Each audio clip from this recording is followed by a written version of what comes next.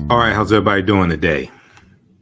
Hotep, hey, this is Michael Imhotep, founder of the African History Network, host of the African History Network show. I'm a talk show host, researcher, lecturer, writer, and historian. So today is Wednesday, December 7th, 2022, and we are live. Hope everybody's doing well today.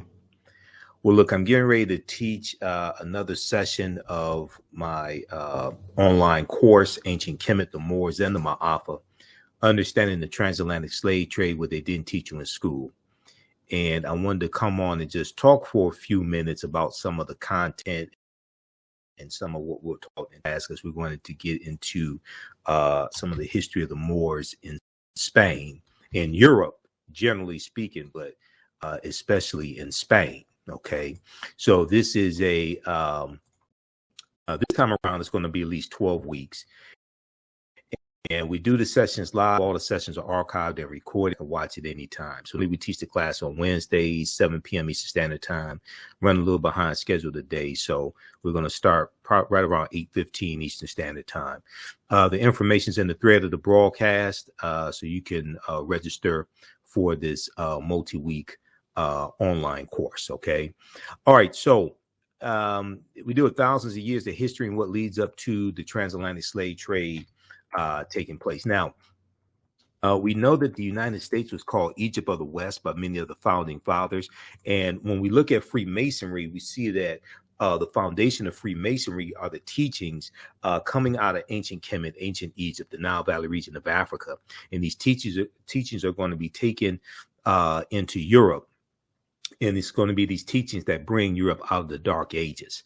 So in today's class, one of the things we'll talk about is the Dark Ages, the Middle Ages, which is basically 476 AD to going into the 13th century. Okay, going into the 14th century, the 1300s, and then the next period after that is going to be the Renaissance era. And the Renaissance era is going to be an era of enlightenment, okay? And Europe is coming out of the Dark Ages, and they start to conquer other people's lands. Now, there's a good piece from face-to-faceafrica.com that deals with Cleopatra's Needle, and it deals with three tekens that, or what the Greeks call obelisks, tekenu, or what the Greeks call obelisks, which comes from the mythology of Asar, Aset, and Heru, who the Greeks called Osiris, Isis, and Horus. And you have these tekenu in London, England. You have them in New York City, okay, and also in Paris, France. And these were actually taken from Africa, okay? So we have symbols of Africa all around us, and we have to become history detectives to understand how to decode these symbols. Now, ancient Egyptians called obelisks tekenu, and they were also used to tell time in the past. Their pinnacles were basically covered in gold to reflect the sunlight. Historians say the obelisks represented immortality and eternity, and their long structure helped connect the heavens and the earth. The long structure helped connect the heavens and the earth.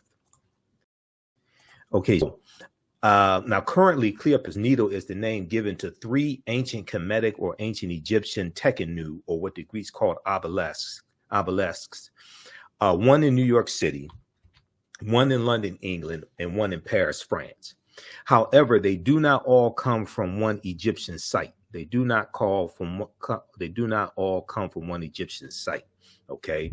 Now you should be able to see the screen clearly. Let me know how we're coming in, and I want to make sure everybody can hear me as well. Okay. All right. So the obelisks in New York City and London, England are carved out of red granite from the quarries of Aswan, and a major source of stone for Egyptian antiquities. The two obelisks were commissioned. The two obelisks were commissioned by Nasubiti or Pharaoh Thutmose III for the Temple of the Sun of Heliopolis, near modern day Cairo, with each weighing about 224 tons, and they stand 68 feet tall. Okay, now there's a good article from face-to-faceafrica.com called Cleopatra's Needle, how 3 ancient Egyptian obelisks ended up in New York City, London, England, and Paris, France. And what happens is we'll see these structures, okay? We'll see structures like Washington Monument.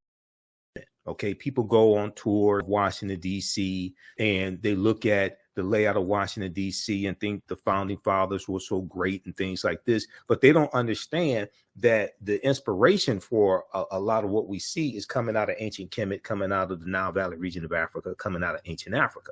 There were about 1,200 Tekenu all throughout ancient Kemet. Today, they're less than 12. Okay, but since we don't understand who we are, since we don't understand history, okay, people can steal our history, steal our symbols, represent them to the world like they invented the symbols themselves. And we'll look at them as being so great and look down upon ourselves, refer to ourselves in dehumanizing terms, call ourselves N-word and B's and things like this, and don't understand that all this comes from us. Okay, and many Europeans know this. Now, here's a famous statue of Asar, Aset, and Heru, the first Holy Trinity, who the Greeks called Osiris, Isis, and Horus. When we read about Heru being born on December 25th of a virgin birth, we see the retelling of this very ancient story over and over and over again, adapted to various people's cultures over thousands of years with different people's ethnicities represented in the story. If you follow Dr. Ray Hagins and watch some of his videos on our YouTube channel, and Dr. Ray Hagins is one of my teachers, as well as Dr. Leonard Jeffries and Professor Kabahai Wata Kamane, Professor James Small, and Dr. Claude Anderson. But Dr. Ray Hagins has been teaching about this for years in the African village. Okay, now there were approximately 1,200 Tekenu built in ancient Kemet in ancient times, but only about a dozen are found in Egypt today. Many of the Tekenu, okay, removed from ancient Kemet, are now in Istanbul, Turkey, London, England, Paris, France, Berlin, Germany, New York, New York, Rome, Italy, Vatican City, and elsewhere throughout the world. The Tekenu are now called obelisks by their new owners, and few people know their origin or that they symbolize the resurrection of the African king Asar, that they symbolize the resurrection of the African king Asar. Now, if you read Egypt on the Potomac by Tony Browder, and this is one of the books that we use in the online course. Now, you don't have to buy any of these books to follow along in the class. We show you excerpts of the book on the screen, usually.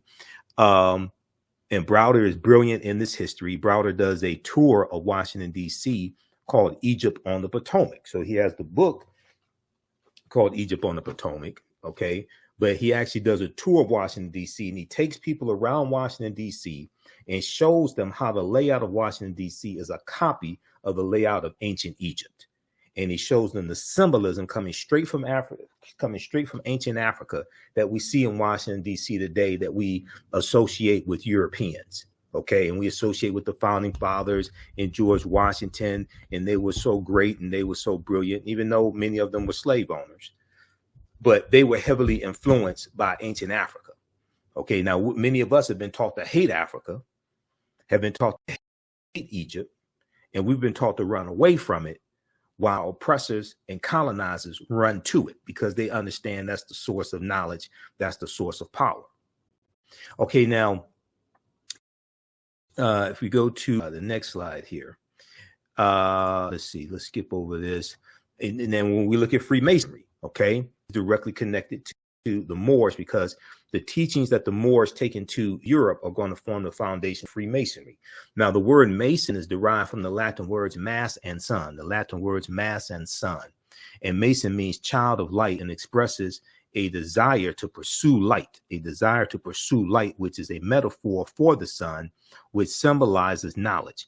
The term child of light or sons and daughters of light was first used to identify students who had completed 42 years of study in the temples of ancient Kemet, okay, the Per Ankh, the house of life, which is what they call their temples of learning, the Per Ankh, the house of life. Now, many Masonic temples were modeled after the temples of ancient Kemet, places where light or knowledge was imparted in a series of steps or degrees.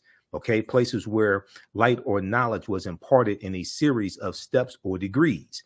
So the concept of going to, number one, going to a liberal arts college, that concept of going to a liberal arts college comes from the teachings in the temples, in the Grand Lodges, in the Per Ankh, the House of Life. And then also when you read Stolen Legacy by George G.M. James, and he talks about the trivium and the quadrivium, he talks about the 7 liberal arts. He talks about the arithmetic and the rhetoric and the logic and things like this, right? The concept of liberal arts colleges comes from ancient Kemet. Okay, it comes from ancient Africa. This is coming from our ancestors. Okay, so we've gotten so far from who we are. We've allowed other people to define reality first. Power is the ability to define and shape reality and have other people accept your definition of reality as if it were their own. So much so where you have some of our people who think that college is not for them, when we were the ones who created the concept of high institutions of higher learning, and we were the ones who created the first institutions of higher learning, and people came from around the world to attend those institutions of higher learning, whether it's in ancient Kemet, whether it's the University of Sankore in the city of Timbuktu and the Songhai and Mali empires, whether it's the University of Janneh. We were the ones. And then when we go and we look at the Moors in the University of Salamanca in Spain is built by Moors and Arabs right around 1285 AD. Okay. And when we look at a lot of the oldest universities in Europe, University of Toledo and Barcelona, things like this, many of the first instructors at those universities were African Moors. Okay, but we don't understand our history. Power is the ability to define and shape reality and have other people accept your definition of reality as if it were their own. So check out pages 18 and 32 of Egypt on the Potomac by Tony Browder. Now, Masonic temples are considered houses of light or temples of learning, houses of light or temples of learning. The term Mason or child of light is a direct reference to the highest degree of the ancient Kemetic education system. The 33 degrees of instruction within Freemasonry represent a fraction of the 360 degrees of instruction that comprise the ancient Kemetic mystery system or ancient Kemetic system of education. Yet with less than 10%, of the wisdom of ancient Kemet, Freemasons have held positions of influence and power throughout the world for over 200 years. This is page 33 of Egypt on the Potomac. Okay, so the concept of going to an institution of higher learning and getting your credentials in a series of degrees, okay, associate's degree, bachelor's degree, master's degree, PhD, graduate's degree, things like this. That concept comes from the houses of life, the Per Ankh. That comes from ancient Kemet. Many of us have gotten so far away from who we are. Okay, and what you do and what you do for yourself, what you do to yourself, and what you allow other people to do to you and get away with is based upon what you think about yourself. What you think about yourself is based upon what you have been taught about yourself. What you've been taught about yourself is based upon everything you've read, heard, and seen about yourself. Okay, so when you control the radius of a man or woman's thoughts, you can control the circumference of his or her actions, because the mind can't do or teach what it doesn't know. Now, 50 of the 56 signers of the Declaration of Independence were Freemasons. What information did they have from ancient Kemet taken into Europe by the Africans known as the Moors? And 13 of the 39 signers of the U.S. Constitution were Freemasons. 4 of the first 5 U.S. presidents were Freemasons, and so far 14 Freemasons have been U.S. presidents as well. Okay, now, so we go through and we look at different aspects of history, and then we definitely look at some of the history of the Moors in Spain. Okay, and we know the Moors with the Granada War, January 2nd, 1492, which ends January 2nd, 1492. Basically, we know that the Moors lose control of their last stronghold, which is in southern Spain, Granada. Okay, January 2nd, 1492. Now, this is directly connected to Christopher Columbus, because Christopher Columbus set sail August 3rd, 1492, on the Nina de Pinta and the Santa Maria, the day before Columbus sails, Spain expels the Sephardim, the Sephardic Jews, on August 2nd, 1492. All this takes place in 1492. Okay, and all this history is connected. Okay, so we go through and we look at some of the history of the Moors, and this is some of what we'll teach in class today, because I'm only here for a few minutes. I have to jump out of here and teach today's class. You can register for the course. It's a 10-week online course that I teach: Ancient Kemet, the Moors, and the Ma'afa, Understanding the Transatlantic Slave Trade, what they didn't teach you in school. We have the link posted here on the thread of the broadcast. Also, you can visit our website, theafricanhistorynetwork.com, theafricanhistorynetwork.com. And we have the information there. The class is on sale, $60, regularly $130. We're actually going to do about either 12 or 13 sessions this time around. We do the sessions live. All the sessions are archived and recorded. You can go back and watch it anytime. Normally we do it on Wednesday, 7 p.m. to 9 p.m. But my work schedule is changed, keeps changing. So we're running a little behind today, okay, but we're still going to do it today. And on Tuesdays, the class that I teach, 7 p.m. to 9 p.m., is from the Civil War to the Civil Rights Movement and Black Power, 1865 to 1968. From the Civil War to the Civil Rights Movement and Black Power, 1865 to 1968. We start in the year 1800, look at history chronologically, year by year, from 1800 through 1968. Civil War, Reconstruction era, Great Migration, World War I, World War II, Civil Rights Movement, Black Power movement, to understand what happened to us after slavery ended. What were the laws and policies put in place to bring us to where we are today, to better understand where we need to go from here. Okay, and we have both classes in the bundle pack. You get a limited time only. You can get both classes for $100. That's over $260 value. Just click right here for register here. You can use debit card or credit card, okay, or PayPal. All right, now, if we look at, so you can register for the class right now. Join us in class. We do the session live. All the sessions are archived and recorded, so you can go back and watch it anytime also. So a year from now, 2 years from now, you can go back and watch the entire course. You'll have access to it.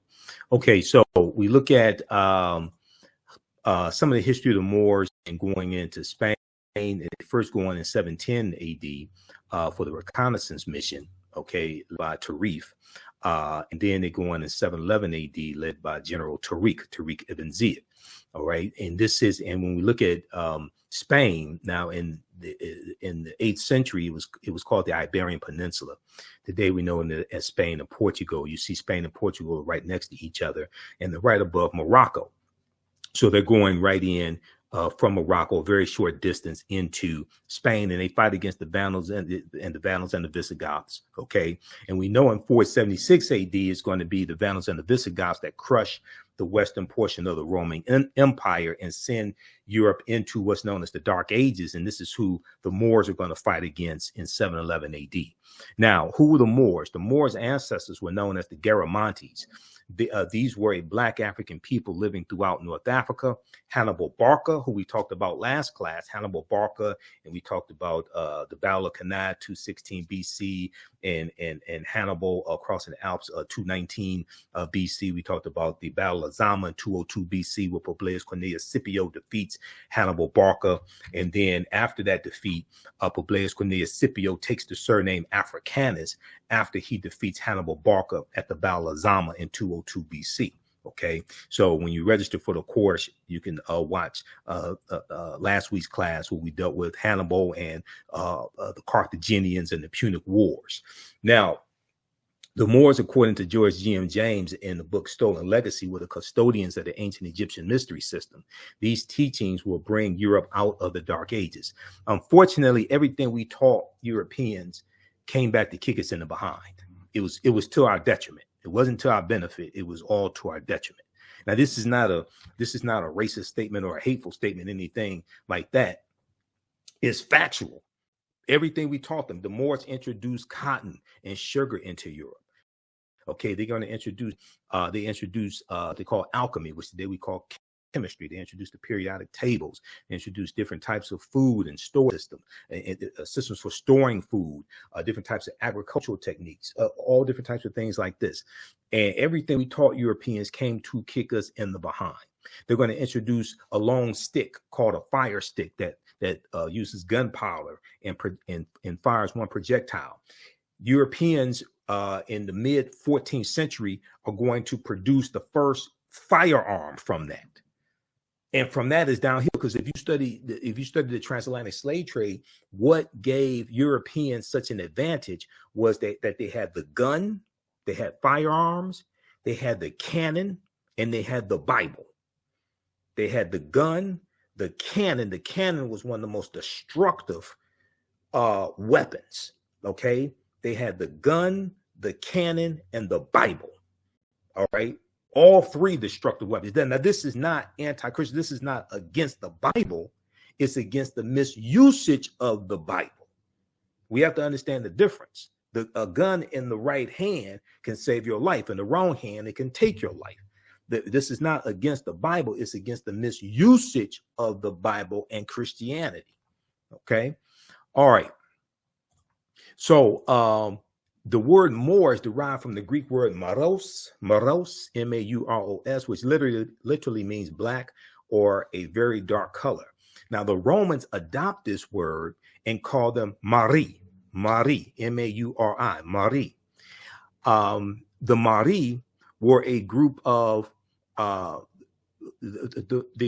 Mari were a Northwest African people who were very dark-skinned, Northwest African people who were very dark-skinned. The Romans will refer to the region of Northwest Africa as Mauritania. Okay? Mauritania is a Latin word and means the land of the black-skinned people.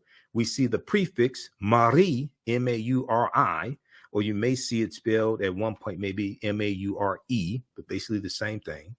Mauritania is Latin and means the land of the black-skinned people. You will also see or hear the term Marish, M-A-U-R-I-S-H. Now, the Romans later adopt the word as a reference for the black-skinned inhabitants they encounter in Africa. Read Golden Age of the Moor, edited by Dr. Ivor Van Sertima, pages 527 and 187, because this is one of the books that we use in the class. Now, you don't have to buy any of these books, okay, just so you understand, but we use them as reference to document what we're talking about.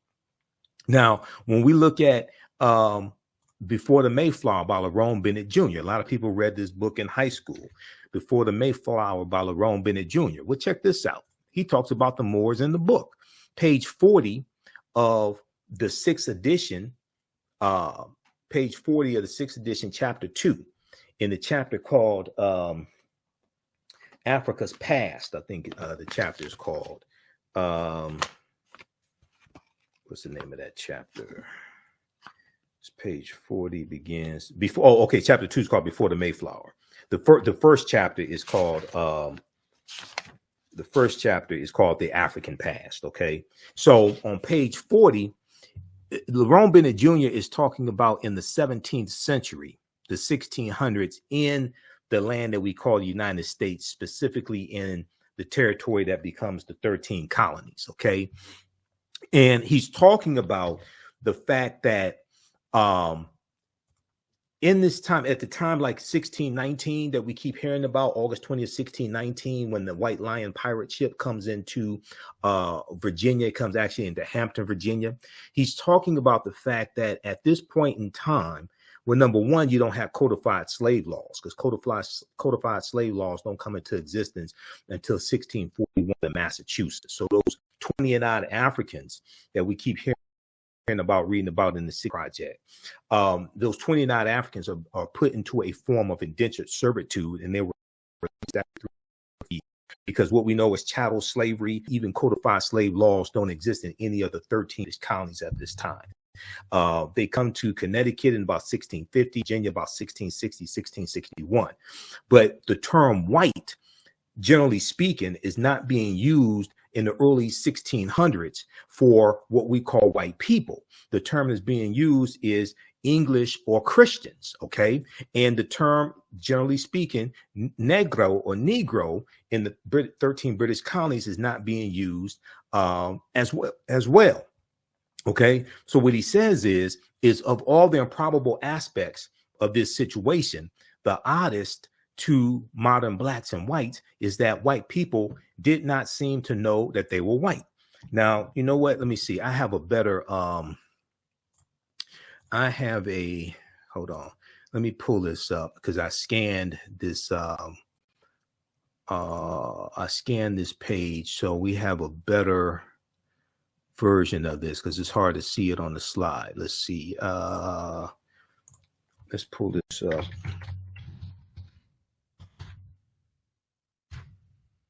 Pull this up from before the Mayflower right here because I have an EF format.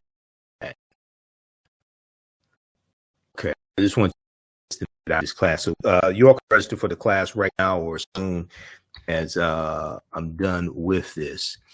This is just a sample of the type of information that you'll get in the class. And I do a PowerPoint, references, articles, or clips. The class is very thoroughly documented. There's probably 60, 70 articles that we cover. I created the curriculum. I've been teaching this class on and off since 2017. Okay, so this is page 40. You should be able to see this much better. This is page 40 before the Mayflower by Lerone Bennett Jr. Okay, now what he says is, let's scroll down here. This is the sixth edition of all of the improbable aspects of this situation. The oddest to modern blacks and whites is that white people did not seem to know that they were white. White people did not seem to know that they were white. It appears from surviving evidence that the first colonist had no concept of themselves as white people. Okay, he's talking about in the early 1600s and what would become the British colony, the 13 British colonies. The legal documents identified whites as Englishmen and or Christians.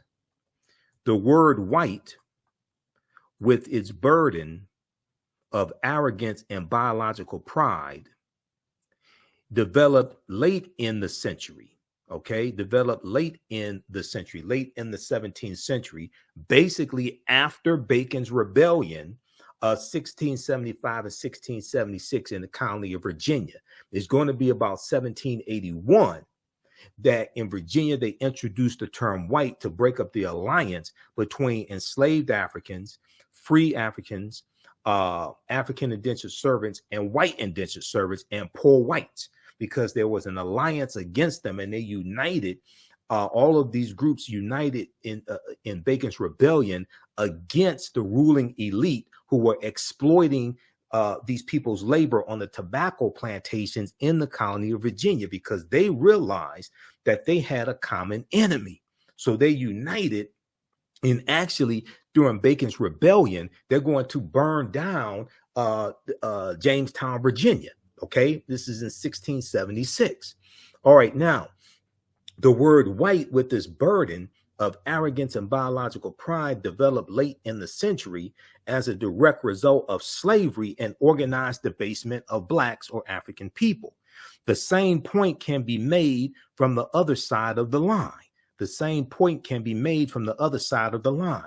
For a long time in colonial America, there was no legal name to focus white anxiety. The first blacks were called blackamoors, Moors, Negers, Negers, or Nagars, Negars. Okay, so what he's saying is that African people in the British colonies were called Moors or blackamoors. They largely weren't called Negroes, largely were called blacks. Okay, and then when you read the Virginia slave codes of 1705, and they have a encyclopedia of Virginia.org, you read the Virginia slave codes of 1705. The Section 4 of the Virginia Slave Codes make a distinction between Negroes and Moors and the treatment of Negroes and Moors. Okay, that's the Virginia Slave Code of 1705, and it's at Encyclopedia of Virginia. I did a whole presentation on this recently. I was speaking at a environmental conference. But if we look at Encyclopedia of Virginia, where is that?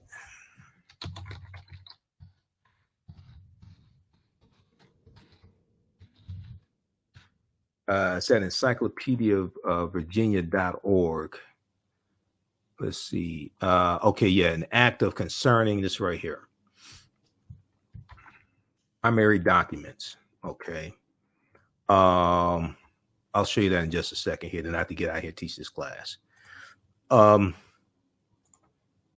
Okay, let's look at this here. Okay, the word negro or Negro, a Spanish and Portuguese term for black, did not come into general use in Virginia until the later part of the century. That's the later part of the 1700s.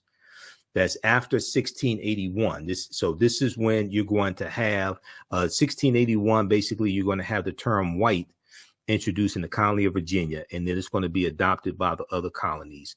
And then the word negro is going to be introduced as well, largely being used right around that same time. And what they're trying to do is break up the alliance between poor whites and white indentured servants and enslaved Africans, free African people, and African slaves. They're trying to break up that alliance. So they break up that alliance by the distinctions, by the names they use for those groups of people, and then the names that they use for those groups of people. That helps to determine how those groups of people are treated, the status that they have, the types of privileges that they have, etc. Okay, so this is what Lerone Bennett Jr. is explaining. Now, if we look at very quickly here, if we look at the Encyclopedia Virginia, encyclopediavirginia.org, okay, primary document, an act concerning servants and slaves, 1705. This deals with the Virginia slave codes of 1705, okay. Okay, we scroll down here. They have some of the original documents. In an act concerning servants and slaves passed by the General Assembly in the session of October 1705, Virginia's colonial government collects old and establishes new laws with regards to indentured servants and slaves.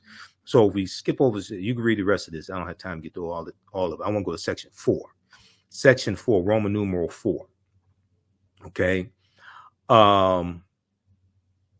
It says, and also be enacted by the authority aforesaid, and it is hereby enacted that all servants imported and brought into this country by sea or land who were not Christians in their native country, except Turks and Moors, in amity with Her Majesty, and others that can make due proof of their being free in England or any other Christian country before they, before they were shipped in order to transportation hither, shall be accounted and be slaves, shall be accounted and be slaves. So it's what it's saying is that Moors are exempt from the Virginia slave codes of 1705. And they're making a distinction between the classification of Moors and the classification of Negroes, okay? Because the Negroes are the ones who are going to be enslaved, shall be accounted and be slaves, and such be here bought and sold, notwithstanding a conversion to Christianity afterward, okay? You can go back and read the whole thing, but this is now what happens is the Virginia slave codes, versions of this, get adopted by the other 13 colonies, okay? And this helps to form what we call race in this country, and it deals with racism, Okay, racism is a system of advantage and privilege distributed based upon race, which comes out of the ideology of European white supremacy for the purpose of preserving genetic white survival on a planet that's less than 10% European. All right, now, so we go throughout history and we look at thousands of years of history, but the section Moors, we look at General Tariq ibn Ziyad and the Moors going into the Iberian Peninsula, 711 AD, and where the Moors and that rock promontory is called Jebel Tariq. Jebel Tariq, okay, today, or is translated as Tariq's Mountain, okay. Today we call it the Rock of Gibraltar, okay. Jebel Tariq, Tariq's Mountain, or Gibraltar, or the Rock of Gibraltar, is named after an African Moor, General Tariq ibn Ziyad. Okay, so all this relates to African history. All this relates to our history, relates to who we are. Okay, we deal with things like, why do you have Moors' heads on the national flags of Corsica and Sardinia? Corsica is a French island in the Mediterranean, and Sardinia is a Italian island in the Mediterranean. And the Moors were in those areas, okay? And it took a monumental effort to defeat them. So you have African Moors heads on the national flags right now in Corsica and Sardinia. And a lot of people don't know that these African people don't know why those Moors heads are there, anything like that. Okay, so all this relates to our history. And the people's history and culture teaches them how to deal with the problems in the past, in the present, and the future to meet the needs of the community. And we also have to deal with things like Christopher Columbus, and Columbus helps to greatly spread the transatlantic slave trade. Columbus operating on behalf of the Spanish crown, and then we look at where Columbus goes on his 4 voyages, and he conquers, the Bahamas and Hispaniola, the western third of the island of Hispaniola. Hispaniola is where we have Haiti. He conquers Cuba and Jamaica and Puerto Rico, Panama, Honduras, etc. And these nations that he conquers, these island nations in Central America, etc., and the Caribbean, they have never recovered from what happened to them over 500 years ago. All right. And this is going to lead to things like the Asiento de Negros of 1518 and King Charles V, the Asiento, which greatly expands the transatlantic slave trade.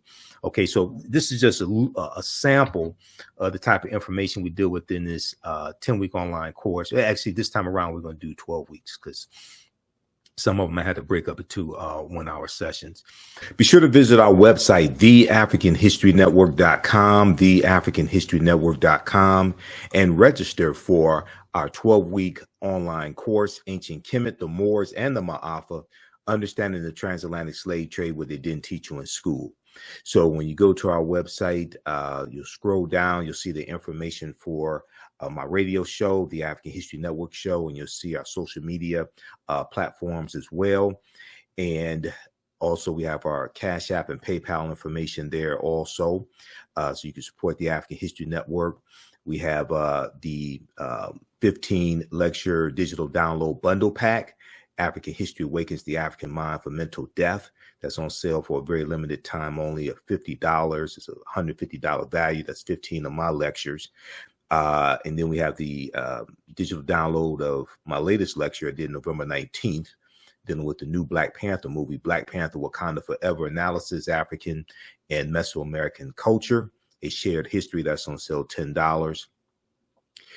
And we also have the information dealing with our 12-week online class, Ancient Kemet, the Moors, and the Ma'afa, Understanding the Transatlantic Slave Trade, what they didn't teach you in school. So we deal with thousands of years of history and what leads up to the transatlantic slave trade taking place. We do this class on Wednesdays, 7 p.m. to 9 p.m. Eastern Standard Time. Our next class is Wednesday, December 14th, 2022. The class is regularly $130. It's on sale, $60. So we do the class live. All the sessions are archived and recorded.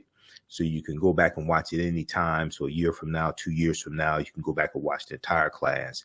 Click right here for to register here. You can use your debit card, credit card, or PayPal. And I do a PowerPoint presentation. We have book references, articles, video clips, and we go through and look at this history chronologically. You can also use this with your children as well. I would say the information is PG-13, so it's not overly graphic. I don't do a lot of cursing or things like that, okay? And then on Tuesdays, I teach from the Civil War to the Civil Rights Movement and Black Power, 1865 to 1968, okay? Our next class is Tuesday, December 13th, 7 p.m. to 9 p.m. Eastern Standard Time. Same format for this class as well. And it's on sale $60, regularly $130. And we start in the year 1800, looking at the 1800 census. And then we look at the Louisiana Purchase and the Haitian Revolution, because those two events are related. And we go through and look at history chronologically leading up to the Civil War, which starts April 12, 1861. We look at what leads to the Civil War taking place. We look at things like the Mexican-American War and the Missouri Compromise of 1820. We deal with the Treaty of Guadalupe Hidalgo of 1848. We look at the Kansas-Nebraska Act of 1854.